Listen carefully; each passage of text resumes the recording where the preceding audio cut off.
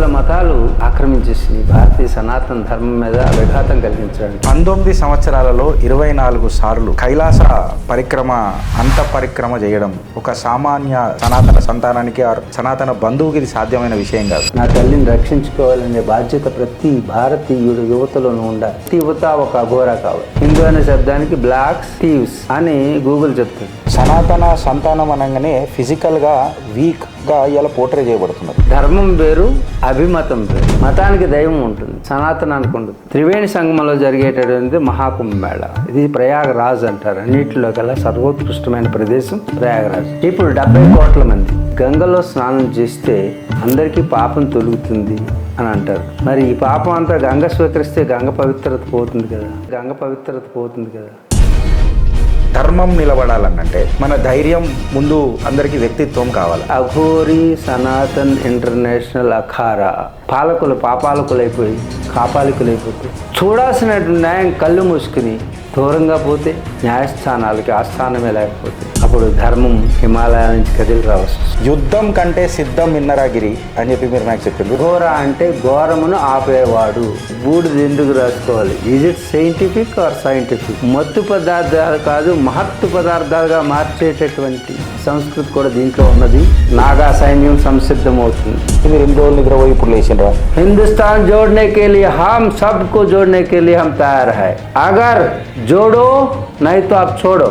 తల్లి కంటే భార్య కంటే మతం పురాతనమైంది, సనాతనమైంది. దాన్ని మారిస్తే ఏమంటారు? మీరు వ్యభిచారులు మాత్రమే మత మార్పిడి చేస్తారు. ఒక్కొక్క స్వామీజీ ఒక్కొక్క మతం, ఒక్కొక్క పాస్టర్ ఒక్కొక్క మతం, ఒక్కొక్క ముల్లా ఒక్కొక్క మతం. గర్వంగా చెప్పుకోండి, రొమ్మిరి చెప్పుకోండి, నా తల్లి భారతి, నేను భారత మాత ముద్దు బిడ్డనని చెప్పుకోండి, నేను సనాతనేయుడిని చెప్పుకోండి.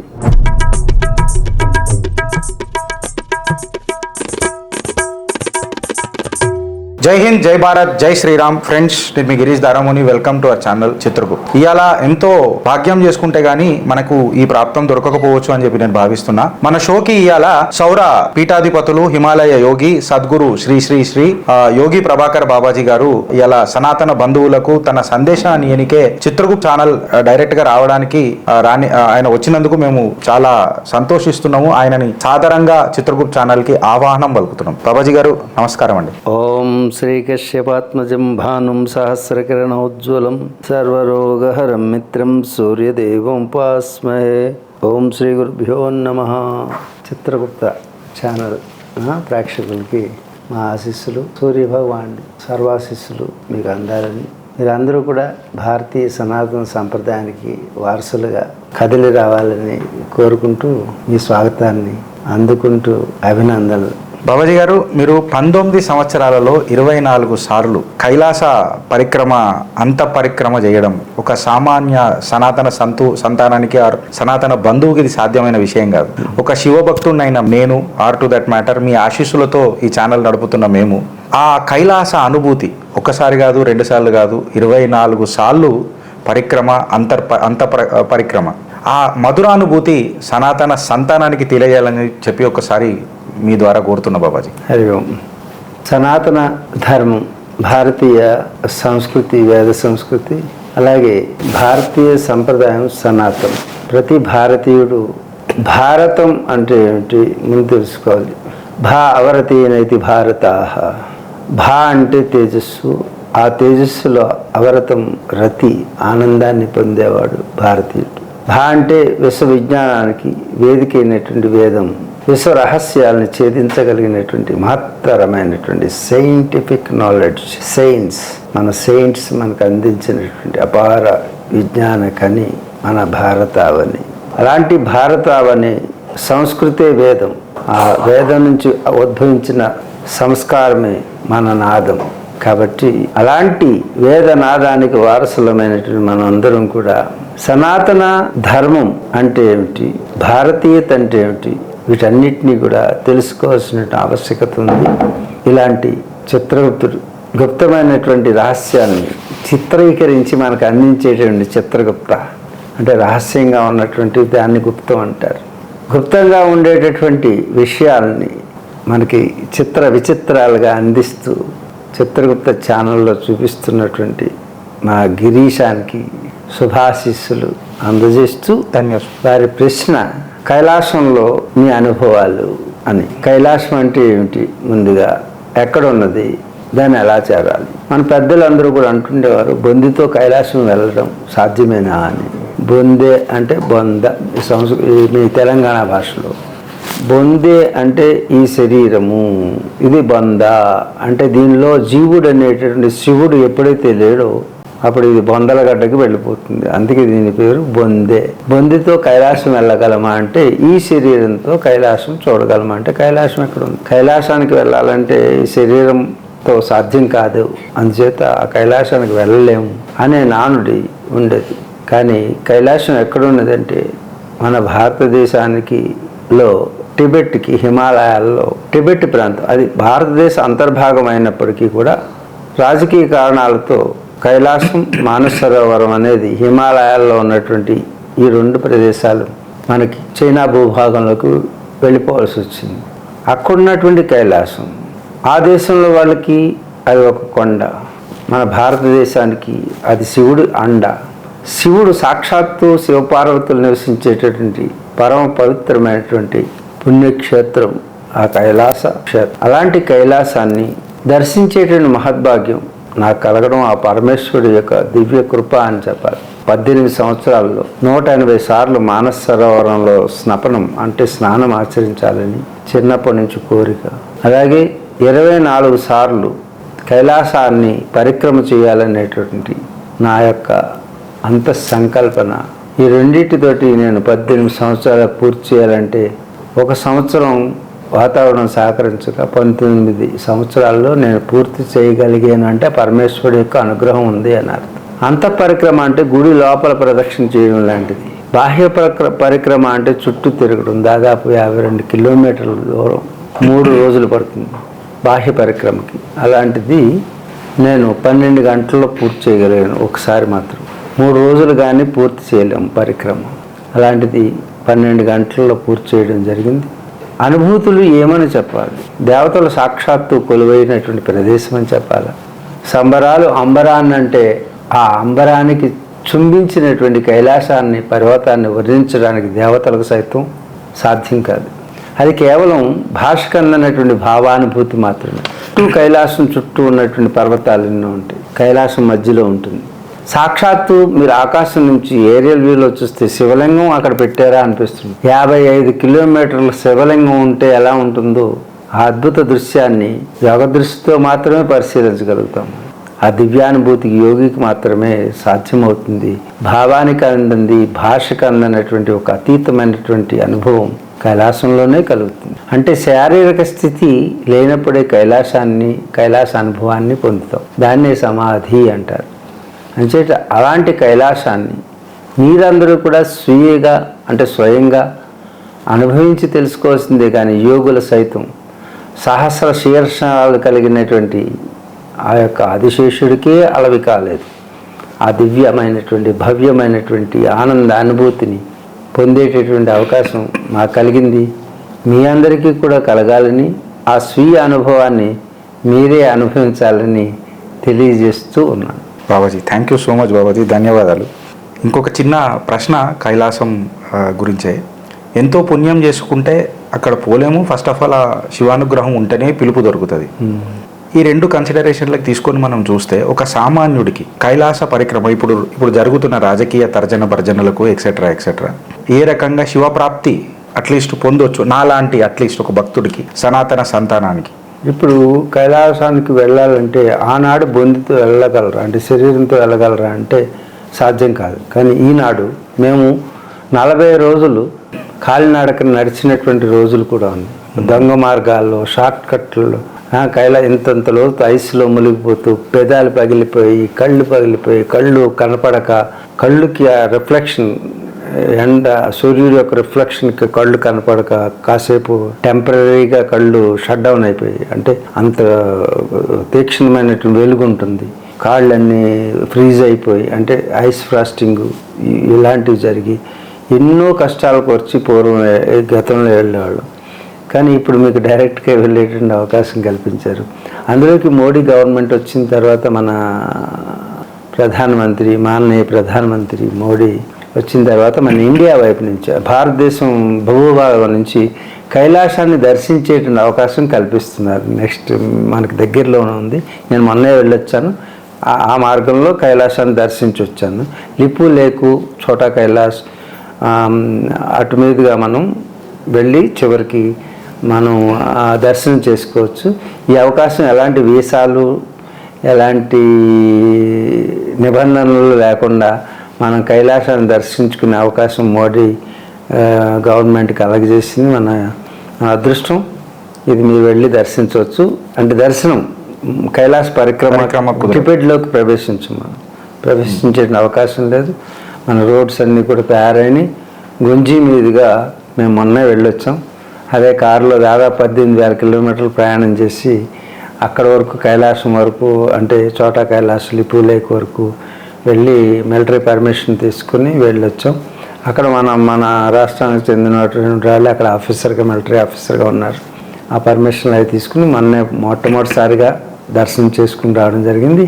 కాబట్టి మీ బాటు వారు కాదు ఎవరైనా సరే ఇక నుంచి భారతదేశం నుంచి దర్శనం చేసుకునే అవకాశం మాత్రం ఉంటుంది. టిబెట్లో చైనాలో ప్రవేశించాలంటే దాదాపు మీ యొక్క స్తోమతను బట్టి అంటే 3 లక్షల నుంచి 6 లక్షలు కూడా ఖర్చు అవ్వచ్చు. మీరు కైలాస పరిక్రమ చేయాలంటే టిబెట్లో చైనాలో ప్రవేశించాలంటే అతి సామాన్యుడికి సాధ్యమా అంటే ధనం సాధనం 2 కావాలి కైలాసానికి వెళ్ళాలంటే. సాధనం ఉన్నా ధనం లేకపోయినా, ధనం ఉండి సాధనం లేకపోయినా 2 ఉండాలి. భగవద్ అనుగ్రహం ఉండాలి. ఆ భగవద్ అనుగ్రహం ఉంటే ఎవరైనా కైలాసాన్ని చేర్చుకోగలుగుతాడు. కాబట్టి కైలాసానికి వెళ్ళాలంటే ఇప్పుడు దర్శనం చేయాలంటే భారతదేశ భూభాగం నుంచి చేయొచ్చు. కానీ స్పర్శనం చేయాలంటే చైనా వెళ్ళాల్సిందే. సులువుగా వెళ్ళొచ్చు, అందరూ వెళ్ళొచ్చు. కానీ ధనం ఖర్చు అవుతుంది. వీసా ఉండాలి, చైనా వీసా ఉండాలి. తప్పకుండా అందరికీ మీకు తపన ఉండాలి. కానీ ప్రతి ఒక్కరూ దర్శించుకునే అవకాశాన్ని ఆ పరమేశ్వరుడే కలగజేస్తాడు. తప్పకుండా వెళ్ళవచ్చు. బాబాజీ మీరు సౌర పీఠాధిపతులు, హిమాలయ యోగులు. అయితే మాలాంటి సామాన్యులకు అంతు చిక్కని ఒక విషయం ఏంటంటే అఘోర నాగ సాధువులు, పంతులు, గురూజీలు, బాబాజీలు ఈ హైరార్కీ ఎట్లా ఉంటుంది? ఇప్పుడు ఆధ్యాత్మికమైనటువంటి సాధకుల్లో ముందుగా చెప్పాలంటే మేము సిద్ధాశ్రమానికి సంబంధించిన వాళ్ళు అతి తక్కువ మంది ఉంటారు. ఈ వ్యవస్థ అంతా కూడా ఒక మిస్టరీ అన్నమాట. చాలా ఎవరికి అర్థం కాదు. ఇది ఎవరికి అర్థమవుతుందంటే ఉత్తమోత్తమైనటువంటి సాధకులకి మాత్రమే అర్థమయ్యేటటువంటి ఈ విషయాలు. హిమాలయ సీక్రెట్స్ అనేది ఎవ్వరూ బయటపెట్టలేదు ఇంతవరకు. ఈవెన్ నా అనుభవాలను మీరు అడిగితే నేను ఏవో చెప్పాను. అంటే ఇలాగే ఉంటుంది అంతా. ఎక్కడికి వెళ్ళినా మీరు హిమాలయ సీక్రెట్స్ ఎవరు రివీల్ చేయరు, ఓపెన్ చేయరు. ఎప్పుడు ఏ హిమాలయ సాధకుడు కూడా ఎప్పటికీ మిస్టరీగానే ఉంచుతారు. ఎందుకంటే అది స్వీయ అనుభవం. ఎవరికి వాళ్ళు అనుభవించాల్సిందే కానీ ఇంకొకరి అనుభవాన్ని ఇంకొకటి అనుభవించడానికి లేదు. అందుగురించి ఆ సీక్రెట్ సాధకులకు మాత్రమే అర్థమవుతుంది. హిమాలయాల్లో ఉన్నటువంటి ఈ వ్యవస్థలన్నీ కూడా ఒకప్పుడు ఏమైపోయినాయంటే సనాతన సాంప్రదాయానికి, సనాతన ధర్మానికి పాషండ మతాలు ప్రారంభమైపోయినాయి. ఇప్పుడున్న పరిస్థితే మా మతం గొప్ప, మా దేవుడు గొప్ప, ఇలా అనేక మంది వచ్చేసారు. రావడమే కాదు, వ్యక్తులు కూడా వాళ్ళు సొంత మతాలు పెట్టేశారు. ఇలా 700 మతాలు ఆక్రమించేసినాయి. భారతీయ సనాతన ధర్మం మీద విఘాతం కలిగించడానికి 700 మతాలు వచ్చినాయి. మతాలంటే లేదు, ఎవరికి అభిమతం ఉంటే వారి అభిమతాన్ని ఒక మతం చేసేస్తున్నారు. ఒక్కొక్క స్వామీజీ ఒక్కొక్క మతం, ఒక్కొక్క పాస్టర్ ఒక్కొక్క మతం, ఒక్కొక్క ముల్లా ఒక్కొక్క మతం ప్రారంభించినట్టుగా అప్పుడు కూడా ప్రారంభించారు. అప్పుడు ఆదిశంకర్ల వారు అవతరించాల్సి వచ్చింది ఈ మతాలన్నీ ఖండించి భారతీయ సనాతన సాంప్రదాయాన్ని నిలబెట్టాల్సిన పరిస్థితి ఏర్పడినప్పుడు సాక్షాత్తు పరమశివుడే మనకి జగద్గురు ఆదిశంకర్లా అవతరించి వారందరి మీద విజయం సాధించి మీది తప్పు అని నిరూపించి అప్పుడు ఈ పాషాణ మతాలన్నింటినీ కూడా మీద విజయం సాధించి తన పాండిత్యంతో 7వ సంవత్సరాన్ని శృతి అంటే వేదాధ్యయనం చేశారు. ఆయన 8వ సంవత్సరం వచ్చేసరికి మహాభాష్యాన్ని రాసేశారు ఉపనిషత్తులు. కాబట్టి 22 సంవత్సరాల్లో సంపూర్ణంగా విజయం సాధించారు. అన్ని మతాలని ఓడించి, అన్ని పీఠాలని ఓడించి షణ్మతాచార్యుడిగా ముఖ్యమైనటువంటి 5-6 మతాలను స్థాపించింది. సౌరం సూర్యుని ఆరాధించేటువంటి దాన్ని యాక్సెప్ట్ చేసి అద్వైత సిద్ధాంతాన్ని ప్రబోధించినటువంటి శంకరులు మరలా ఈ 5 మతాలని సమర్థించారు. మతం అంటే అభిమతం మాత్రమే, వాళ్ళ అభిప్రాయాల్ని గౌరవించారు. ఒకటి సూర్యుని ఆరాధించడం, రెండవది శైవం, మూడవది వైష్ణవం, నాలుగవది శాక్తేయం, 5 గాణపత్యం, 6వది మన సుబ్రహ్మణ్యుని పూజించడం అనేటువంటి స్కందుడిని. ఈ 6 మతాల్లో 5 మతాలని గౌరవించారు. వీటినే 5టిని గౌరవిస్తూ 5 ఆచారాలను 5 రకాలైనటువంటి వాళ్ళు ఉంటారు సనాతన ధర్మంలో. ఎవరు?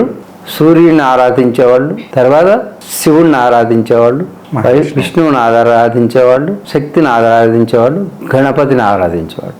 ఎవరిని ఆరాధించేవాళ్ళు మా దేవుడే ముఖ్యుడు అని చెప్తుంటారు. ఇంకా 5టిని మూలంగా తీసుకుని మన యొక్క భారతీయ సనాతన ధర్మంలో అవి కలిసి ఉన్నాయన్నమాట అంతర్లీనంగా. ఇవి కానటువంటివి మిగతా ఏ మతమైనా అది పాషాండ మతం, వాటిని విశ్వసించాల్సిన అవసరం లేదు. ఎందుకంటే ఇవన్నిటికి ఆమోదముద్ర పొందినటువంటివి ధర్మాలు ఏవైతే ఉన్నాయో మతాలు అంటే అభిమతం. మతం అంటే వారి అభిప్రాయం. కానీ ఇది సనాతన ధర్మానికి సంబంధించింది కాదు.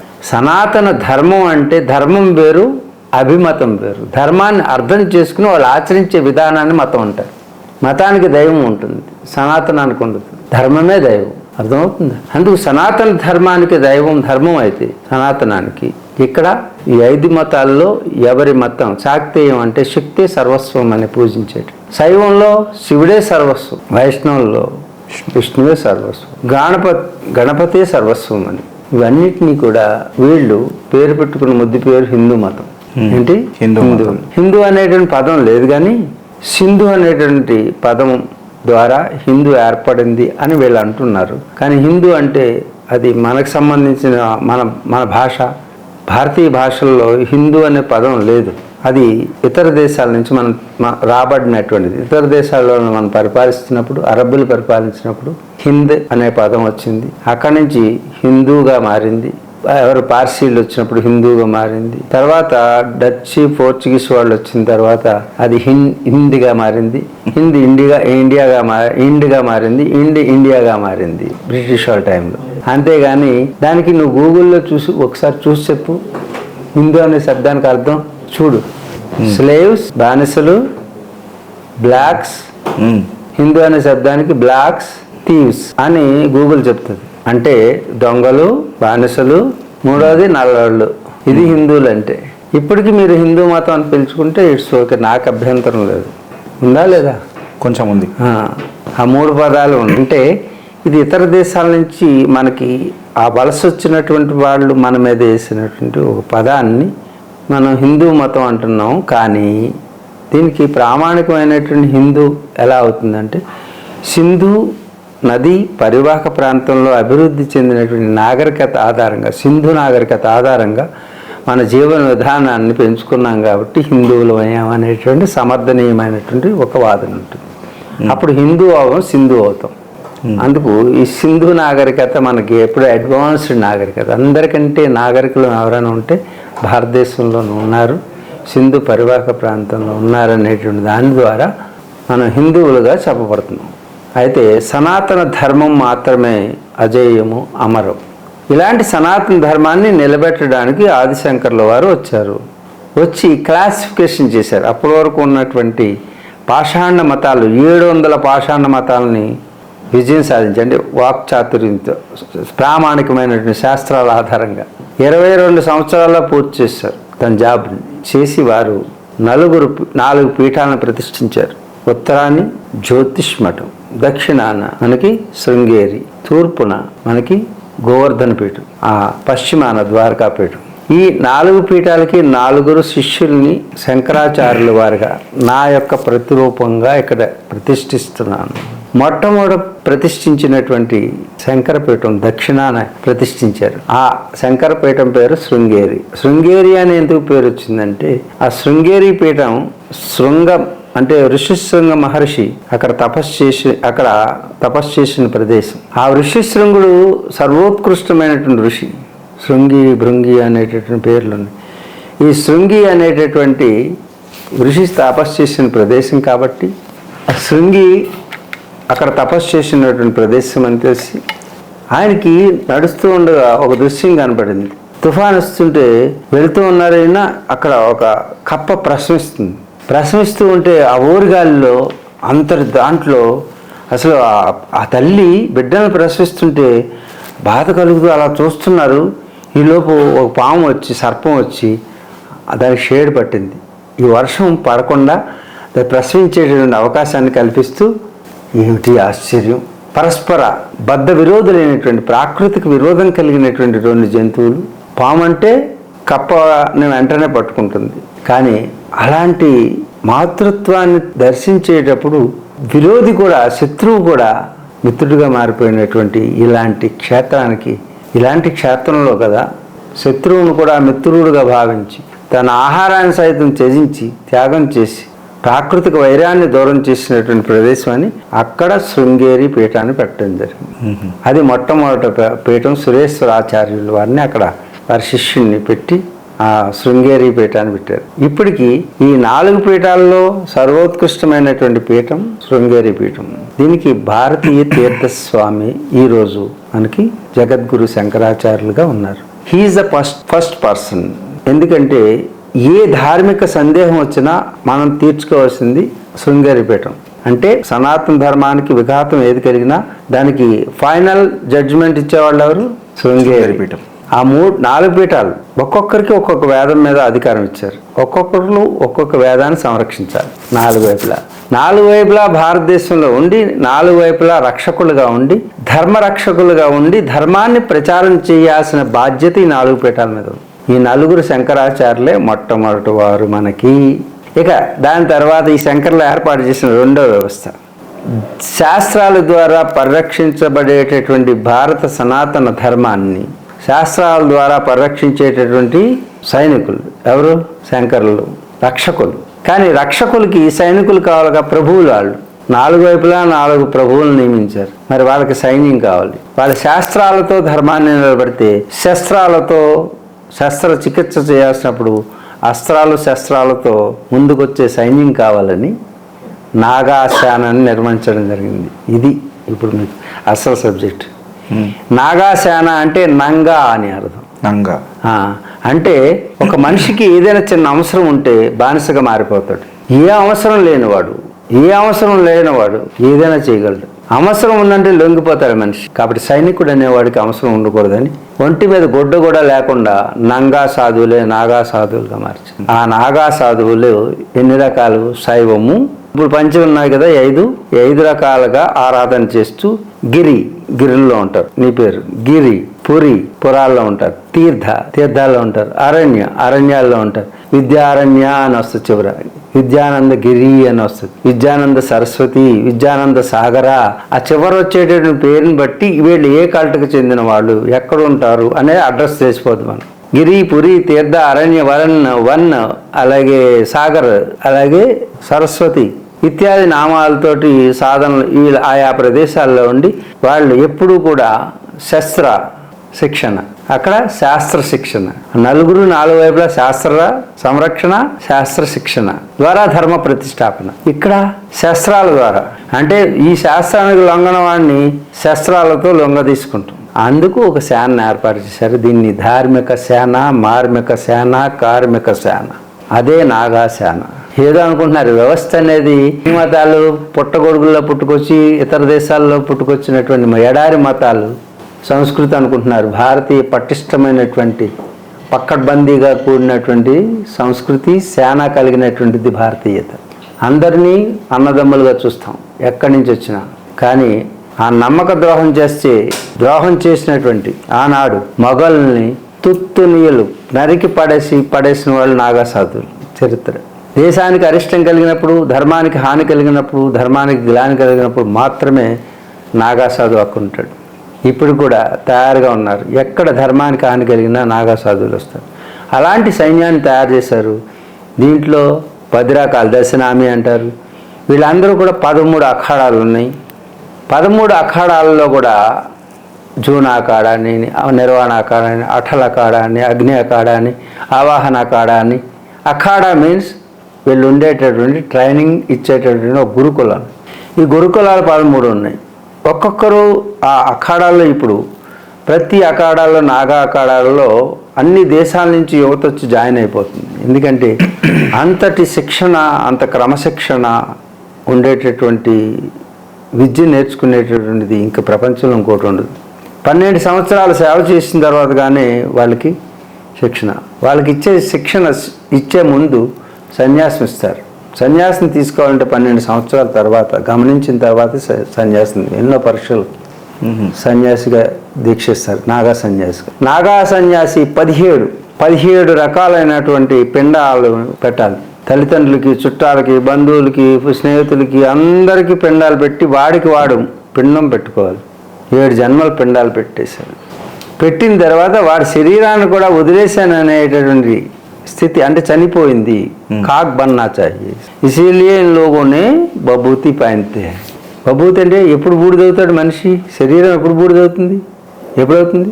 మనం దహనం చేసినప్పుడు చనిపోయాడు. అందుకే శరీరాన్ని దహనం చేశాననే భావన కలగజేయడానికి భభూతి వస్త్రధారణ చేస్తారు. భభూతి అంటే విభూతి, అంటే శరీరం కూడా లేదు, అశరీరులు. ఆ శరీరం ఈ ధర్మం కోసం త్యాగం చేశారు. తల్లిదండ్రులను త్యాగం చేశారు, అన్నదమ్ముల్ని, అక్కచెల్లెల్ని, కాలాన్ని, మొత్తం ఋతువుల్ని, దేశాన్ని అన్నిటినీ త్యాగం చేసి దేహం కన్నా దేశం మెన్నా అనేటటువంటి ఒక సైన్యం ఏదైనా ఉంటే మన మిలిటరీ వాళ్ళు ఇప్పుడు కాపలా కాస్తున్నారు బార్డర్లో ఉండి. అదే బార్డర్లో ఉండి తపశ్శక్తితోటి రక్షిస్తున్నారు మన నాగా సైనికులు. అందుకు వారికి వీరికి మన సరస్వతి మన దేశం నమస్కారం చేయాలి. వాళ్ళకి శాల్యూట్, వీళ్ళకి నమస్కారం. ఇలాంటి వారు అందరూ వచ్చి పాల్గొనేటువంటి మేళా ఏదైనా ఉంటే ఈ భూమండలం మీద అదే కుంభమేళ. ఈ కుంభమేళ ఆ సమయంలోనే వీళ్ళందరూ అక్కడికి వస్తారు. మొత్తం అందరం కూడా ఎవరెవరు ఏ స్థానాల్లో ఉన్నా సరే కుంభమేళ సమయంలో వస్తారు. ఈ కుంభమేళ ఎందుకు జరుగుతుంది? ఈ కుంభమేళకి కథ ఉంది, పౌరాణిక కథ ఉంది. ఆ అమృతం అక్కడ 4 స్థానాల్లో పడిందని, క్షీరసాగర్ మదం నుంచి వచ్చినట్టుంది. ఆ సమయంలో ఒక మకర రాశిలో ప్రవేశించే సూర్యుడు ప్రవేశించే సమయంలో అక్కడ జరుగుతుందని, పలానా రాశిలో ప్రవేశిస్తే 4 చోట్ల జరుగుతుంది. ఒకటి హరిద్వార గంగా నదిలో, రెండవది క్షిప్రా నది మనకు ఉజ్జయినిలో, మూడవది ప్రయాగరాజ్, 4వది త్రయంబక్ గోదావరి నదిలో. త్రివేణి సంగమంలో జరిగేటటువంటి మహాకుంభమేళ, ఇది ప్రయాగరాజ్ అంటారు. అన్నింటిలో కల్లా సర్వోత్కృష్టమైన ప్రదేశం ప్రయాగరాజ్. అలాంటి అవకాశం ఇప్పుడు మనకి ఈ సంవత్సరం మనకు వస్తుంది. జనవరి 13వ తారీఖు నుంచి ఫిబ్రవరి 26వ తారీఖు వరకు కుంభమేళ జరుగుతుంది. ఇది భూమండలం మీద అతి పెద్ద గ్యాదరింగ్, అంటే ఒక జాతరగా చెప్పబడుతుంది. ప్రపంచంలో ఉన్నటువంటి అన్ని దేశాల వారు ఇక్కడికి వస్తారు. వాళ్ళు భక్తితో వచ్చేవాళ్ళు కొందరైతే, దాన్ని రీసెర్చ్ చేయడానికి వచ్చేవాళ్ళు, ఆంథ్రోపాలజిస్టులు, ఈ సంప్రదాయాన్ని ఎలా ఉందో వాళ్ళకు అనుకోవడానికి అనేక స్టూడెంట్స్, అనేక యూనివర్సిటీ నుంచి దీనికి రీసెర్చ్ చేయడానికి సైంటిస్టులు అందరూ వస్తుంటారు. అంతేకాదు ప్రపంచ కెమెరాలన్నీ కూడా అక్కడే ఉంటాయి. ప్రపంచంలో ఉన్నటువంటి అన్ని మీడియాలు కూడా అక్కడే ఉంటాయి. 70 కోట్లు వస్తారని అంచనా వేస్తున్నారు. 1,20,00,000 మంది ఓన్లీ నాగా సాధువులు వస్తారు. వీళ్ళందరూ వచ్చి అక్కడ పుణ్యస్నానం ఆచరిస్తారు. దాన్ని సాయి స్నానం అంటారు. సాయి స్నానం అంటే 6 స్నానాలు ఉంటాయి 6 తిథుల్లో. 14వ తారీఖు మకర సంక్రమణ, తర్వాత 19వ తారీఖు, తర్వాత మౌని అమావాస్య, సప్తమి, అలాగే గ్రహ సప్తమి, తర్వాత శివరాత్రి. 6 స్నానాలు ఉంటాయి. 6 స్నానాలు కూడా ఈ యొక్క యోగి పంత్ అని ఉంటుంది, సతో పంత్ అని, సత్పురుషుల యొక్క పంథ అని. వాళ్ళు నడిచే చోటుని మనకి వేరేగా ఉంటుంది, దాన్ని ఎవరు ముట్టుకోకుండా పెడతారు. దాంట్లో మేము అందరం కూడా స్నానం చేయడానికి వెళ్ళేటప్పుడు అందరూ ఇన్ని కోట్ల మంది కూడా ఆ పక్కన అలా చూస్తూ దర్శనం చేసుకుంటారు. ఎందుకు ఇది ఎంత పవిత్రమైందంటే, గంగలో స్నానం చేస్తే అందరికీ పాపం తొలుగుతుంది అని అంటారు. మరి ఈ పాపం అంతా గంగ స్వీకరిస్తే గంగ పవిత్రత పోతుంది కదా అని అడిగినటువంటి గంగ ఆ యొక్క దైవాన్ని ప్రార్థన చేసి, నా పాపం ఎవరు పోగొడతారు? అందరి పాపాన్ని నేను పోగొడితే నాకు ఆ శక్తిని ఎవరిస్తారు? కాబట్టి తిరిగి నా తపశ్శక్తిని నేను పొందాలంటే ఏం చేయాలి? పాపం చేసిన వాళ్ళందరూ పాపాన్ని నేను తొలగిస్తే నా పాపాన్ని ఎవరు తొలగిస్తారు? అప్పుడు వరం ఇచ్చాడు. నాగా సాధువులు కుంభమేళా సమయంలో నీ స్నానం చేస్తారు కాబట్టి వాళ్ళ పవిత్రత నీకు వచ్చి మళ్ళీ తిరిగి నీ పాపం అంతా పోయి పవిత్రతని ప్రసాదించేటటువంటి వాళ్ళు నాగా సాధువులు. అంత మహత్తరమైనటువంటి గొప్ప సాధకులైనటువంటి నిరంతర దైవ చింతనలో గడిపేటటువంటి నాగా సాధువుల యొక్క పరంపరాగతమైన సాంప్రదాయం కలిగింది. నా తల్లి భారతి రక్షణ కోసం ఏర్పాటు చేసినటువంటి శిక్షణతో కూడినటువంటి శిక్షణ అనుభవిస్తూ సర్వత్యాగాల్ని వాళ్ళు చేస్తూ ఉత్కృష్టమైనటువంటి సాధకులుగా నిలిచి భరతమాత సంరక్షకులుగా నిలిచిన వాళ్ళే నాగా సాధులు. 13 అఖాడాలు, 5 రకాలైన సాధనలు, 10 రకాలైనటువంటి ప్రదేశాల్లో ఇది భారతీయ సనాతన సంప్రదాయ సమగ్ర విశ్లేషణ. ధన్యోస్మి బాబాజీ. మీరు హైరార్కీ చెప్పిండ్రు, కైలాస కొంచెము గొప్పను మాకు అర్థమయ్యేటట్టు కూడా కైలాస అనుభూతి కల్పించిండ్రు. రీసెంట్గా మనం మాట్లాడినప్పుడు మేము మాట్లాడినప్పుడు మీరు ఆసియా అని చెప్పి ఒకటి పెడుతున్నాము, మనం అది మాట్లాడుతున్నాము. కుంభమేళా తర్వాత ఇది మనం జనాలు సనాతన బంధువులకి ఇది మనం ముంగటికి తీసుకోవాలని చెప్పిండ్రు. మీ నోట ఒకసారి అది రుచి చూపిస్తారని చెప్పి. తప్పకుండా. దాదాపు ఈ మధ్యన మేము 12,000 కిలోమీటర్లు ప్రయాణం భారతదేశం అంతా ఒకసారి తిరిగి వచ్చాం. హిమాలయాల నుంచి ఇక దక్షిణ వైపు వెళ్ళాలి. ఇక్కడ వరకు రాగలిగాం, హైదరాబాద్ వరకు, అంటే తెలంగాణ వరకు వచ్చాం. అన్ని రాష్ట్రాల్లో పర్యటించడం జరిగింది. ఏషియా అంటే Aghora, A for Aghora, S for Sanatana, I for international, not only India, మిగతా దేశాల్లో కూడా దీని యొక్క శాఖలను విస్తరింపజేయాలని. అంటే అఘోరీ సనాతన్ ఇంటర్నేషనల్ అఖారా. దీంట్లో 7 విభాగాలు ఉంటాయి. ఇవన్నీ కూడా ఒక్కొక్క స్థాయిలో ఒక్కొక్కరు చివరికి అఘోరాగా మారడం ఎలాగా. మా పరిభాషలో ఉత్తర దేశాన్ని శంకరవారు ప్రతిష్ఠించడం వలన ఉత్తర భారతదేశంలో అన్ని చక్కగా సవ్యంగా జరుగుతూ ఉన్నాయి. అంటే సనాతన ధర్మానికి బలంగా ఉన్నది. కానీ దక్షిణ భారతదేశంలో కొరత ఏర్పడుతుంది. ఎందుకంటే 4 అక్కడే జరుగుతున్నాయి ఏ కుంభమేళాలు, కానీ సౌత్లో జరగట్లేదు. అందుకు మేము ప్రభుత్వాలతోటి అక్కడ హిమాలయాల్లో నాగాలతోటి మాట్లాడడం జరిగింది, చర్చలు జరపడం జరిగింది ఈ మధ్యన. భారతదేశం భారత్ ఖతరే మే హై క్యోంకి 2 भाग होके कल्चर बदल रहा है. नीचे से ईसाई आ रहे हैं, ऊपर से इस्लामी आ रहे हैं. इसकी वजह से देश खतरे में आए मेरा भाई. इसीलिए आप लोग आना चाहिए.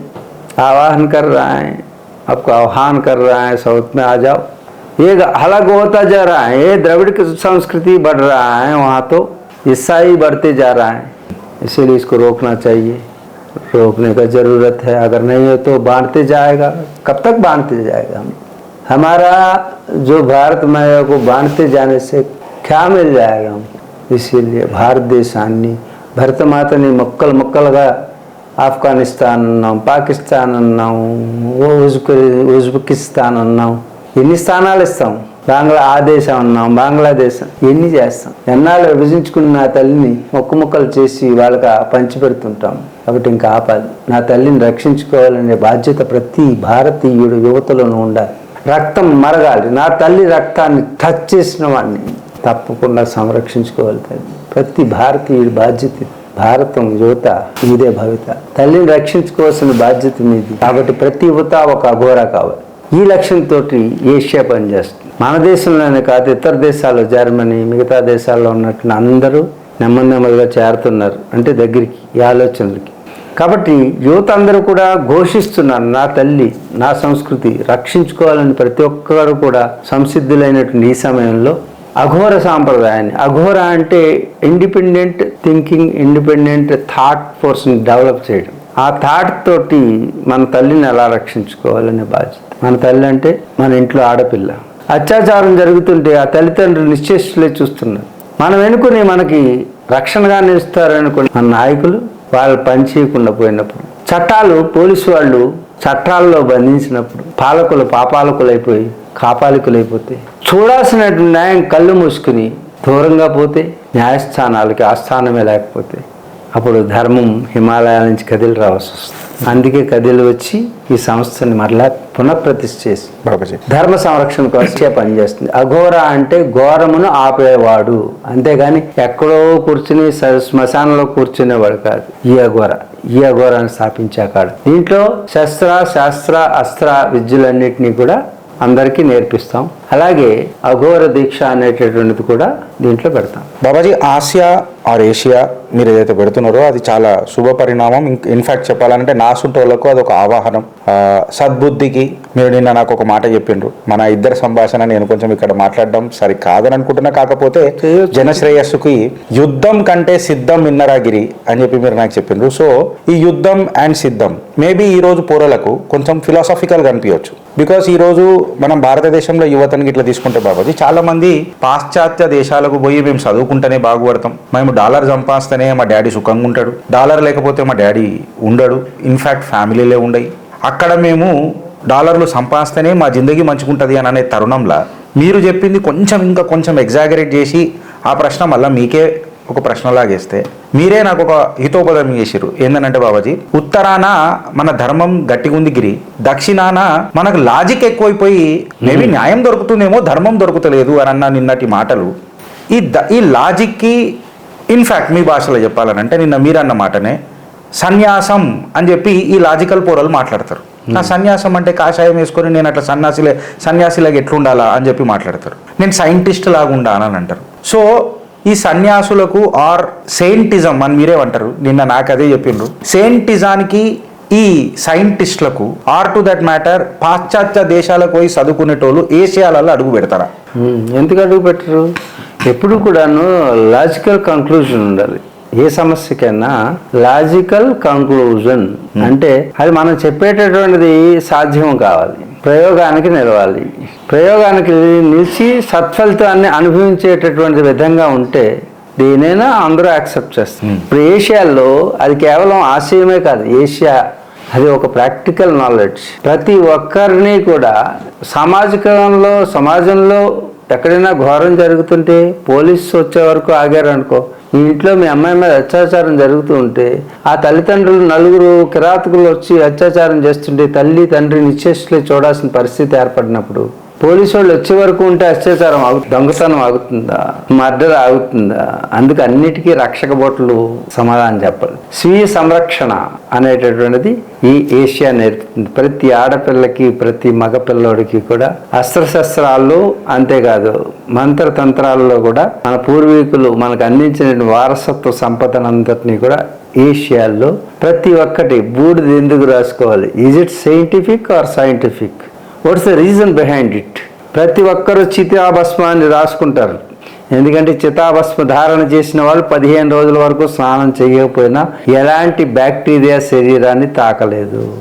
అలాగని మీరు అందరూ వెళ్ళి శ్మశానానికి వెళ్ళి రాసుకోకూడదు. ఎందుకంటే రేపొద్దునే ఓ యువత అంతా స్నానం చేయక్కర్లేదని రాసుకున్నారనుకో, అదేమవుతుందంటే మంత్రతంత్ర విషయాలను తెలియకుండా మీరు శ్మశానానికి వెళితే భూత ప్రేత పిశాచాలు పట్టుకుంటాయి.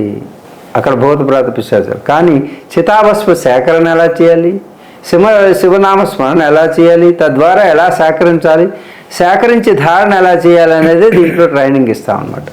15 రోజులు 20 రోజుల వరకు కూడా శరీరం ఒక దివ్యానుభూతిని కలిగిస్తుంది. దాంట్లో ధార్మిక శక్తి ఉంటుంది. అంచేత ఇది ఎలా చేయాలి అనేటటువంటిది నేర్పడానికి ఏషియా వస్తుంది. అంటే బూడిద పులుంగొనడానికి మాత్రమే ఏషియా వస్తుందంటే బూడిద పులుంగొనడానికి కాదు. ఈ సొసైటీలో జరిగేటువంటి అనేక ఘోరాలను ఆపడానికి అన్ని లాజికల్ కంక్లూజన్స్ తోటి సైంటిఫిక్ మెథడాలజీని అందరికీ యువత అంటే 6th జనరేషన్లో 8th జనరేషన్లో ఉన్నటువంటి యువతకు కూడా సైంటిఫిక్ వాల్యూస్తో కూడినటువంటి రీజన్ రిలీజన్ అనేది లేకుండా అన్నిటికీ అతీతమైనటువంటి జ్ఞానాన్ని మీకు అందిస్తూ మిమ్మల్ని ఒప్పిస్తూ నొప్పించకుండా మీరు ఒక ఆధునిక సేనని తయారు చేయడానికి ఏషియా ఉపయోగపడుతుంది. ఇది భారతీయ సనాతన సంరక్షకులుగా మరొక సైన్యం. బాబాజీ ఇంకొకటి అంటే ఇది మేము అబ్జర్వ్ చేసింది, సనాతన సంతానం అనగానే ఫిజికల్గా వీక్గా ఇవాళ పోర్ట్రే చేయబడుతున్నారు. సనాతన సంతానం ఇవాళ ఏదైనా ప్రశ్నించిన తన హక్కుల కోసం ఇది ఏంది మీరు ఇన్ని రోజులు నిద్రపోయి ఇప్పుడు లేచిండ్రా ఇప్పుడు మాట్లాడతారా, or to that matter their mental stability, or to that matter their physical activity, వీటిపైన ఏషియా ఏమైనా ఫోకస్ చేస్తారు? తప్పకుండా అదే కదా ఏషియా ముఖ్య ఉద్దేశం. ఇప్పటి వరకు కొందరి చేతుల్లో వ్యవస్థ కొంచెం నలిగిన మాట వాస్తవం. కొందరి చేతుల్లో వాళ్ళ యొక్క స్వార్థ ప్రయోజనాల కోసం ఈ సనాతన ధర్మాన్ని మనకు పలచం చేయబడింది. కాబట్టి తిరిగి పునఃప్రతిష్ఠ చేయాల్సినటువంటి అవసరం ఉంది. అందుకే దీనికి యువత వారసులు. రేపు రాబోయే కాలంలో ఈ దేశ భవిత యువత మీద ఆధారపడి ఉంది. మేమందరం కూడా తాత్కాలికంగా ఉండేవాళ్ళం. శాశ్వతంగా ఇక్కడ రేపు రాబోయే యంగ్ ఇండియా వాళ్ళకి లాజిక్ కావాలి, కంక్లూజన్ కావాలి. లాజిక్ అండ్ కంక్లూజన్ ఎక్కడైతే ఉందో ఈ మూఢనమ్మకాలకు పనిచేయదు. పుట్టిన కబుర్లు చెబితే కుదరదు, పనిచేసి చూపించాలి. రేపు రాబోయే యువతంతో కూడా వాళ్ళకి మంచి నాలెడ్జ్ ఉంటుంది. ఎందుకంటే ఈ రాబోయేది కలియుగంలో స్పీడ్ పెరుగుతుంది. ఎప్పుడైతే కాలం యొక్క స్పీడ్ పెరిగిందో అప్పుడు జ్ఞానం మరింత షార్ప్గా తయారవుతుంది. అందుకు వాళ్ళకి లాజికల్ కంక్లూజన్ లేనిది దేన్ని నమ్మరు. వాళ్ళందరూ మోసం చేశారు. రాజకీయ నాయకులు మోసం చేసినట్టుగా ఫీల్ అవుతున్నారు. సమాజంలో పోలీసు వలన భద్రత లేదనిపిస్తుంది వాళ్ళకి. అలాగే బ్యూరోక్రసీ వలన ఎలాంటి వాళ్ళకి ఏ అర్జీ పెట్టినా వాళ్ళు సమాధానం చెప్పరని తెలుసు. అందుకే దేశం విడిచిపోవాలి అనిపిస్తుంది వాళ్ళు. నమ్ముకున్నటువంటి ఇంట్లోనూ ఏమీ లేదు. పోనీ బయటకు వెళితే ఏ ప్రభుత్వాన్ని ఉద్యోగం అంటే ప్రభుత్వాలు అంటే ఎన్నుకున్న వాళ్ళు సమాధానం లేదు. బ్యూరోక్రసీని అడిగితే వాళ్ళు అంచనా ఉందే పనిచేయరు కొందరు సంగతి. అలాగే కొందరు అంటే ఎక్కువ శాతం. అలాగే బయటకు వెళ్ళి న్యాయస్థానాన్ని అడుగుదామా అంటే న్యాయం లేదు, దూరంగా ఉంటుంది. పోనీ ఏ స్వామీజీ దగ్గరికి వెళ్దామా అంటే నా జాతకం బాగుందా లేదంటే జ్యోతిషుడు చేయి పట్టుకుంటున్నాడు, చేతితో దోసేస్తున్నాడు. మరి స్వామీజీని రక్షించమని వెళ్దామంటే స్వామీజీ నీకు హోమనో యజ్ఞమనో వాడు దోచేస్తున్నాడు. మరి గుడికి వెళ్ళి కాసేపు దండం పెట్టుకుందామంటే అక్కడ కూడా పూజారి కనపడుతున్నాడు, హుండీ కనపడుతుంది, డిబ్బి కనపడుతుంది. ఎక్కడికి వెళ్తారు యువత? అందుకే ఇదంతా ట్రాష్, వేస్ట్ ఇదంతా అనుకుని ఈ దేశం కంటే పరాదేశం మిన్నా, దేహం కన్నా దేశం మిన్నా అనే చెప్పేటటువంటి మేము ఆ పిల్లలు ఏమంటున్నారంటే ఈ దేశం కంటే పరదేశం మిన్నా అనేటువంటి దుస్థితికి ఈ దేశంలో ఉన్నటువంటి కొందరు తయారు చేశారు వ్యవస్థ. ఈ వ్యవస్థ మూలంగా వాళ్ళు ఇతర దేశానికి వెళ్ళి ఏంటంటున్నారు, పరదేశం మిన్నా, సాధనం కన్నా ధనం మిన్నా అంటున్నారు. సాధనం కన్నా భారతదేశంలో సాధన చేయలేము. అలాంటి ఆలోచనల నుంచి వాళ్ళకి కలిగినటువంటి సమస్యలకి సమాధానంగా నిలబోయేదే వాళ్ళ ఆసియాల ఏషియా. ఏంటి ఆశయాల ఏషియా. ఏషియా సమాధానం చెప్తుంది. ఎందుకంటే అపారమైనటువంటి సాధన సంపత్తి నా దగ్గర ఉంది, ఆ సాధనాన్ని పంచిపెడతాను. దాని అంతదే వస్తుంది అందరికీ కూడా. లాజికల్ కంక్లూజన్ కావాలి. అంధవిశ్వాసాలు మూఢనమ్మకాలని ప్రజల్లో చొప్పించి వాళ్ళ మన ప్రాణాలను కూడా దోచేస్తున్నటువంటి దొంగల నుంచి రక్షించాలి. సనాతన ధర్మం పేరుతోటే మన వాళ్లే దొంగలు అయిపోయారు కొందరు. వాళ్ళ మీద మనం యుద్ధం చేయాలి. ఎవరు? యువత. మనం యువత. పరమతం మీద అక్కర్లా, ముందు మన మతాన్ని మన ఖుద్కు సుధారో ఖుదా బన్ జాయేగా. క్యా ఖుద్కు సుధారో ఉద్ధరేత్ ఆత్మాముద్ధరేత్ అంటుంది భగవద్గీత. అందుకు నన్ను నేను ఉద్ధరించుకుంటున్నాను, కానీ నేను ఎవరిని ఉద్ధరించాలనుకోలేదు. ముందు నన్ను నేను ఉద్ధరించుకుంటాను. నన్ను మోడల్గా చూసుకుని నువ్వు ఎలా తయారవుతావు అంతవరకే. ఇది ఏషియా యొక్క ఆశయం. యువత ఏషియా. మీరందరూ సంసిద్ధులేయండి. అన్ని మాలలు వేస్తారు. రేపు సంవత్సరంలో అఘోరమాల వేయబడుతుంది. మీరందరూ ఎదురు చూస్తున్నారని తెలుసు. అందరూ కూడా మీకు దీంట్లో మీరు అనుకున్నటువంటి యువతకి కావాల్సిన అన్నీ ఉంటాయి. ఏదైతే యువత పెడదారిని పడుతున్నారో ఆ పెడదారికి ఉపయోగపడేటటువంటివి ఏవైతే ఉన్నాయో ఆ మత్తు పదార్థాలు, వాటిని మత్తు పదార్థాలు కాదు మహత్తు పదార్థాలుగా మార్చేటటువంటి సంస్కృతి కూడా దీంట్లో ఉన్నది. మన పూర్వీకులు మనకు అందించారు. అవన్నిటినీ కూడా మత్తుని మహత్తుగా మార్చేటటువంటి గమ్మత్తుని ఈ ఏషియాలో మీకు అందించడం జరుగుతుంది శిక్షణలో. బాబాజీ, చివరి ప్రశ్న. మీరు ప్రతిసారి నాకు ఒక మాట చెబుతున్నప్పుడు సిచ్యువేషన్ అనాలిసిస్ నాకు ఒక పెద్ద భద్రశత్రువులాగా ఇంటర్నల్గా సనాతన సంతానానికి ఎదురుపడుతుంది. అంటే అన్యమతస్థులు మనని హేళన చేసిన ప్రతిసారి మనకు పాఠశాలల్లో మీరు అన్నారు, మీరు విద్య కొనలేదు గిరీష్ అని చెప్పి నిన్న మీరు నాకు అని అన్నారు. అంటే కొన్ని చదువుకొనలేదు అని అన్నారు. నాకు కొన్ని డిఎన్ఏలకు ఎక్కిపోతాయి. ఇక అది నేను మరణించినా నా యువకుల మీద అవి కనిపిస్తాయవచ్చు. సో నా డిఎన్ఏలకు ఎక్కిపోతాయి. సో విద్య కొనలేదు అని అన్నారు. బట్ ప్రాక్టికల్ సినారియోలో ధర్మం నిలబడాలనంటే మన ధైర్యం ముందు అందరికీ వ్యక్తిత్వం కావాలి. ఈ రోజులల్లో అంటే ఇప్పుడు రీసెంట్గా జరిగిన ఒక సంఘటన మీ దృష్టికి నేను తీసుకురావాలని అనుకుంటున్నా. మీకు ఆల్రెడీ తెలిసి ఉంటుంది. మన అన్నమయ్యాచార్యుల వారికి అక్కడ క్రిస్టియన్ టోపీ పెట్టడము, ఇప్పుడే మీకు అది ఇక్కడ వచ్చింది తిరుమల ఒక ఘటన.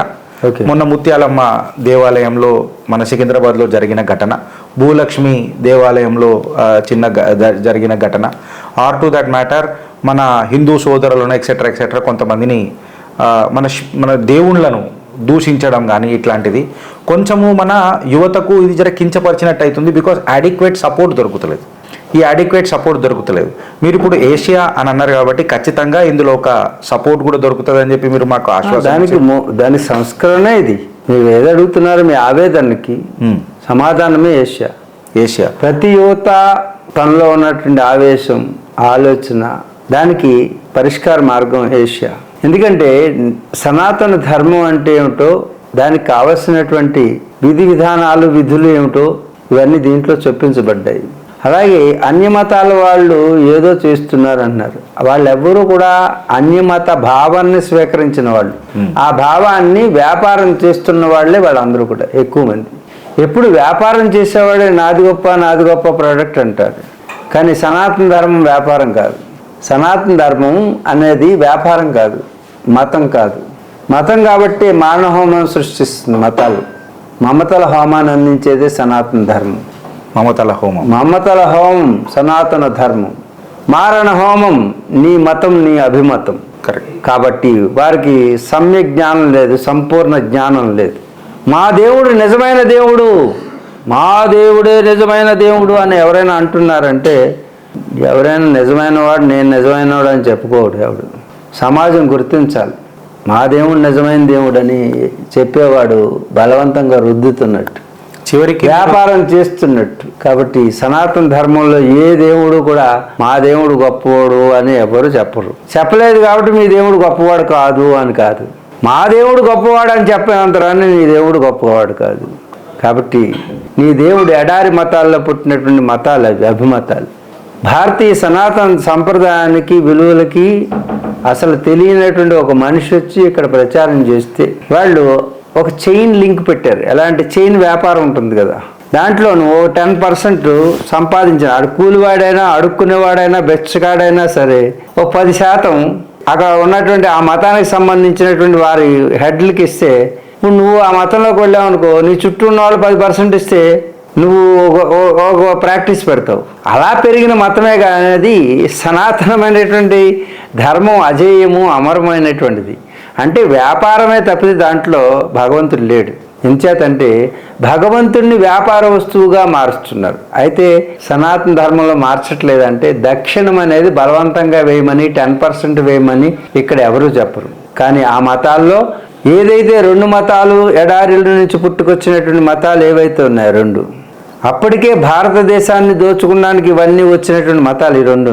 అటు మొఘళ్ళు కానీ, ఇటు బ్రిటిష్ వాళ్ళు, పోర్చుగీసు, డచ్ నుంచి వచ్చినటువంటి వాళ్ళు కానీ, వీళ్ళందరూ కూడా పార్సీలు కానీ, వీళ్ళందరూ దండయాత్ర చేశారంటే జేబు నిండుగా ఉన్నవాడి మీద దొంగతనం చేస్తాడు, జేబు కొడతాడా, ఏమీ లేని వాడు దగ్గర కొడతాడు, ఉన్న దగ్గరనే కొడతాడు. మరి ఇక్కడ ఉన్నది కాబట్టి ఇది భారతదేశం రత్నగర్భ కాబట్టి అప్పటికే భాష, సంస్కృతి, భావము, ఆ అజేయమైనటువంటి సంపదలు, రత్నాలు, రాసులు కలిగినటువంటి నా తల్లి భారతి, అన్ని పంటలు పండగలిగినటువంటి నా తల్లి, పచ్చడి చీర కట్టుకున్న నా తల్లి భారతి, శిఖరండ హిమాలయాలను పెట్టుకుని తెల్లటి మల్లెపూలు పెట్టుకున్న నా తల్లి భారతి, శతద్రవ 100 నదీ నదాలు ప్రవహించేటువంటి నా తల్లి భారతి, క్షీరధారలు, జ్ఞానం అనే క్షీరధారలు, వేదం అనేటువంటి జ్ఞానాన్ని క్షీరధారలుగా నేను నా తల్లి భారతి, దోచుకుండానికి వచ్చిన దొంగ నక్కలు, కుంటి నక్కలు, కూత పెట్టలేనటువంటి నక్కల్లా ప్రవేశించితే ఆ కుక్కలకు కూడా పాలు పోసి పెంచింది నా తల్లి భారతి. ఆ కుక్కలే ఈరోజు మొరుగుతూ ఉన్నాయి. చాలా చక్కగా చెప్పారు బాబాయ్. ఆ కుక్కలు, నక్కలు మొరుగుతూ ఉన్నాయి, ఓలవేస్తూ ఉన్నాయి. అదేందా దానికి నాగా సైన్యం సంసిద్ధమవుతుంది. ఉత్తర భారతదేశంలో ఇస్లాం పేరుతో, దక్షిణ భారతదేశంలో ఇస్సాయి పేరుతో, అంటే క్రిస్టియన్ పేరుతో నా తల్లి భారతికి కాళ్ళ నుంచి పాదాలు పట్టుకుని మొదలెట్టినటువంటి వాళ్ళ యాత్ర నా తల్లి హృదయాన్ని తాకబోతున్నారు. అలాగే ఇస్లాం తల్లి చల్లగా ఉన్నటువంటి తల్ల నుంచి బయలుదేరి హృదయస్థానాన్ని తాకబోతుంది ఇస్లాం. ఈ సందర్భంలోనే మేము ఇప్పటి వరకు చర్చలు జరుగుతున్నాం. కుంభమేళా తర్వాత ప్రతి ఒక్కరూ ఈ దేశంలో, ఇది సనాతన దేశం, హైందవ దేశం, हिंदुस्तान जोड़ने के लिए हम सबको जोड़ने के लिए हम तैयार है. आप तोड़ने के लिए जो लोग आ रहा है, मत विदेश की संगठन लेके आ रहा है, उसको तोड़ने के लिए हम तैयार है. आप नहीं जोड़ेगा हम तुम छुड़ा देंगे, उड़ा देंगे. మీ దేశం మీరు గౌరవించబడాలి. ఇక్కడ ఎవరు అరబ్బుల నుంచి వచ్చిన వాళ్ళు లేరు. ఇస్లాం అరబ్ నుంచి వస్తే మీరు ఇస్లామీయులు. భారతదేశంలో పుట్టి పరాయి దేశం నుంచి ఇంపోర్ట్ అయిన మతాన్ని తీసుకుని మీరు గౌరవించుకోండి, పర్వాలేదు. కానీ భారతీయుడిగా సనాతనీయుడిగా బ్రతకండి. ఇతర దేశాల నుంచి వచ్చిన అభిమతం అనేటువంటి మతం క్రిస్టియన్ని ఫాలో అవ్వండి, కానీ మీరు సనాతనీయులుగా ఉండండి. అలా కానినప్పుడు అలాగా हम लोग जोड़ेगा అగర్ జోడో నైతో ఆప్ చోడో. మీకు స్థానాన్ని ఇచ్చాం, అది పాకిస్తాన్ అన్నాం, దేశాన్ని ఇచ్చాం, అది బంగ్లాదేశ్ అన్నాం, ఉజ్బెకిస్తాన్ అన్నాం, అనేక స్థానాలు మీకు ఇవ్వండి. బంగ్లాదేశ్ ఇచ్చాం, పక్కన ఎన్నో దేశాలు భారతదేశం నుంచి నా తల్లి భారతిని మొక్కలు చేసి అందించాం. అందుకే ఆ స్థానాలకు మీరు వెళ్ళిపోండి, ప్రశాంతంగా బ్రతకండి. మా ప్రశాంతతని మా దేవుల్ని అవహేళన చేస్తే నాగులై నాగా ప్రవాహం హిమాలయాల నుంచి రావడానికి సంసిద్ధులుగా ఉన్నాం. ఈ కుంభమేళా తర్వాత ఇక ఆటలు సాగు. మా పిల్లల్ని ఆవేశాలకు గురి చేసి మా యువతని మీరు కేసులతోటో జడిపించాలని చూస్తే ఇంకా ఆటలు సాగు. సనాతన యువత జాగో, ఏ లోగ్ భాగ్ జాయేగా, జో असनातनी भागो, सनातनी जागो, असनातनी भागो. यही नारा लगाकर आप सब लोग तैयारी हो जाओ. हमारा आशीर्वाद है, हिमालय से सब लोग आ जाएगा. नाग आपके साथ है, नागा सेना आपके साथ है. इसीलिए हम लोग सागर मेला यहाँ मनाने के लिए हम तैयारी है. ఇందుకే సాగర్ మేళాని మేము భారతదేశంలో దక్షిణ భారతదేశంలో తీసుకొస్తున్నాము. సనాతనీయులు ముందు శానను తయారు చేయాలి. అతి త్వరగా మీరు అందరూ కూడా తయారవ్వండి. మధ్యప్రదేశ్ అన్ని ప్రదేశాల్లో 20 మొత్తం అన్ని రాష్ట్రాల్లో మేము ఒక్కొక్కరిని నీలాంటి వాళ్ళని ఎంచుకుంటున్నాం. మీరు అందరూ సనాతన ఉద్యమానికి వారధులు సారథులు. మీరందరూ యువత ప్రతి ఒక్కరూ ఒక గోర. రేపు ప్రతి గ్రామంలో కూడా సనాతన నామం మొదలవుతుంది. మీ ఆశయాలకి ఏషియా వస్తుంది. ఘోరాలను ఆపడానికి ప్రతి ఒక్కరు ఒక ఘోరకండి. ఈ యొక్క మతాంతరీకరణ ఏం జరుగుతుందో చూద్దాం. మీకు నాగా సైన్యం అంతా కూడా సంసిద్ధులై ఉన్నారు. రేపు మన దక్షిణ భారతదేశానికి సాగర్ మేళాన్ని నిర్వహించడానికి సన్నద్ధం అవుతున్నాయి. దానికోసం ప్రభుత్వంతో చర్చలు జరుగుతున్నాయి. మీరందరూ మన కుంభమేళా అనుభూతిని, ఉత్తర దేశంలో జరిగే కుంభమేళా అనుభూతిని ఉత్తర భారతదేశంలో జరిగింది, ఇక్కడ కూడా దక్షిణ భారతదేశంలో సనాతన సాగర మేళాన్ని మీరు అందరూ చూస్తారు. ఆ దివ్య పురుషుల ఆశీస్సులు ఉంటాయి. ఈ మత అంతరీకరణగా మారిపోతుంది. ఇక ఈ మతాలు నిలబడవు. మీరు అనుకుంటున్నారేమో ఇతర దేశాల్లో అన్ని చర్చలు అమ్ముకుంటాం మొదలు పెడుతున్నారు. ఇక్కడ నమ్ముకుంటున్నారు, అక్కడ అమ్ముకుంటున్నారు.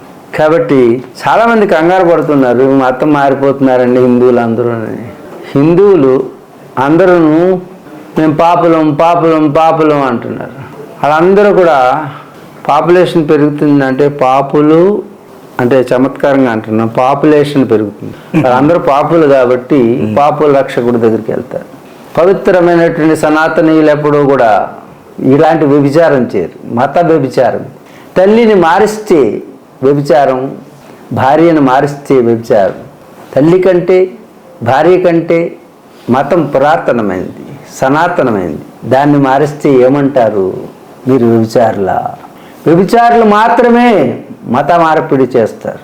మత వ్యభిచారం అంటే ఏంటండి అంటే ఆచారానికి విరుద్ధంగా చేసేదాన్ని వ్యభిచారం అంటారు. ఏమంటారు?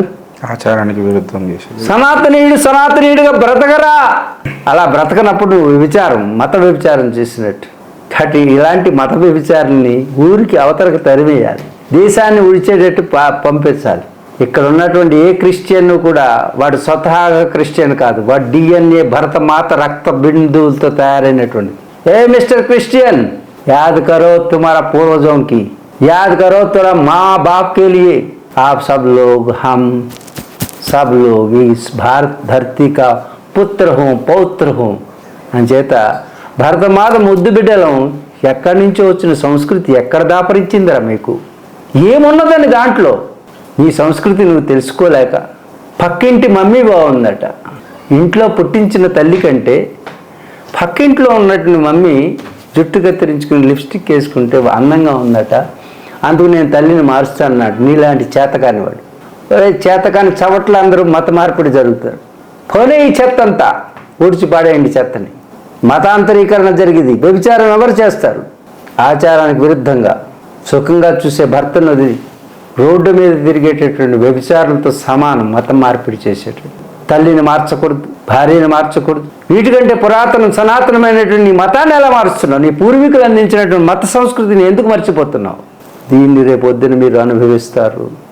ఎవరైతే మతం మారి వ్యభిచారం చేశారో వ్యభిచారులకు శిక్ష తప్పదు. ఆచారానికి విరుద్ధంగా, ఈ సనాతన ధర్మానికి విరుద్ధంగా చేసే ప్రతి పనిని గమనిస్తుంది ప్రకృతి. ఏ దేశం నుంచి వచ్చింది నీ అభిమతం? అభిమతం మతంగా ఏర్పడింది. కానీ నా తల్లి భారతి అందించింది సంస్కృతి, వేద సంస్కృతి, సనాతన సంప్రదాయం. ఇది వ్యభిచారాలకు అతీతమైనది. సహచార్యం చేసేది, అందరినీ తన హక్కును చేర్చుకునేటటువంటి, బిడ్డలుగా చేర్చుకునేటువంటి సంస్కృతి భారతదేశాన్ని. అలాంటి అభిమతం కలిగినటువంటిదే ఈ సింధు నాగరికత. దాంట్లో పుట్టినటువంటి హిందువులే ఈ సింధువులు. కాబట్టి ప్రతి ఒక్కరూ గర్వంగా చెప్పుకోండి, రొమ్మిరి చెప్పుకోండి, నా తల్లి భారతి, నేను భారత మాత ముద్దు బిడ్డనని చెప్పుకోండి, నేను సనాతనీయుని చెప్పుకోండి. ప్రపంచంలో అందరూ బాగుండాలి, అందులో నేను బాగుండాలి అనుకునేది ఒకే ఒక్క ధర్మం. ఆ ధర్మమే సనాతన ధర్మం. మిగతావేవి ధర్మాలు కాదు, మతాలు. ఒక మనిషి యొక్క అభిమతాన్ని అనుసరించుకుంటూ వచ్చినటువంటిది ఏదైతే ఉందో దాని పేరు మతం. ఒక మనిషికి సంబంధించింది కాదు ధర్మం. ధర్మం సకల చరాచర జీవరాశికి, సృష్టి యావత్తుకు ఉన్నటువంటి జీవాన్ని, ఆ జీవం చేసేటువంటి పనిని యథాతథంగా జరిపించడం అనేదే సనాతన ధర్మం. చీమను చీమగా బతికినిద్దాం, దోమనుగా బతికిద్దాం, భామనుగా బతికిద్దాం. ఏ మతమైనా, వారి అభిమతం ఏమైనా అందరినీ బ్రతికించి అందరిలో ఆనందంగా ఉంచాలనేటువంటిదే ధర్మం. అలాంటి సనాతన ధర్మం ఈ భూమండలం మీద కాదు, విశ్వంలో కాదు, ఎక్కడా లేనటువంటిది సనాతన ధర్మం. అది అజేయం, అమరం, జాతస్య. అది పుట్టింది కాదు, అది మరణించేది కాదు, ఎప్పుడు శాశ్వతంగా ఉండేది సనాతన ధర్మం. సనాతన ధర్మానికి జై, భరతమాతకి జై అంటూ రోమ్ను విరుచుకుని మీరు సనాతనీయులుగా మారండి. ప్రతి ఒక్కరు ఆసియాలకి వచ్చేదే ఏషియా. కాబట్టి ప్రతి ఒక్కరు ఏషియాలో మెంబర్గా చేరండి. మనం అందరం కూడా మనల్ని మనం రక్షించుకుందాం. స్వీయ రక్షణ ఇదే నేర్పడం, ఇదే మీకు శిక్ష కూడా. ధన్యవాదాలు బాబాజీ. మమతల హోమం సనాతనం, పుణ్య సనాతనం, నిత్య నూతనం. ఇన్ఫ్యాక్ట్ బాబాజీ గారు కూడా ఇచ్చిన సందేశమే కానివ్వండి, లేకపోతే సనాతన ధర్మ నమ్మకమే కానివ్వండి, దేశ ప్రేమనే దైవ ప్రేమ అని చెప్పి కూడా బాబాగారు మనకు బోధించారు. ఇన్ఫ్యాక్ట్ మనకు అందరికి ఒక చక్కనైన మెసేజ్ ఇచ్చిండ్రు. ఏందనంటే, అగర్ జోడ్నా నై చాతే హో तो तोड़ आई मीन छोड़ के चले जाओ. जोड़ो या छोड़ो, जोड़ो या छोड़ो, जोड़ो या छोड़ो. సో ఆశ మన ఆసియాకి స్వాగతం పలుకుదాం. త్వరలో ఆసియాలో మెంబర్ అయి మన సనాతన ధర్మాన్ని కాపాడుకునే సైనికులమైదాం. Thank you Babaji. ఓం నమో పార్వతీపతయే. హర హర మహాదేవ. శివ శంభో శంకర. ఓం శాంతి శాంతి శాంతి. హరి ఓం దత్సత్. సమస్తలోకా సుఖినో భవంతు, సమస్తలోకా సుఖినో భవంతు, సమస్తలోకా చరాచర శ్రేయో భవంతు. ఓం శ్రీ గురుభ్యో నమః. హరి ఓం.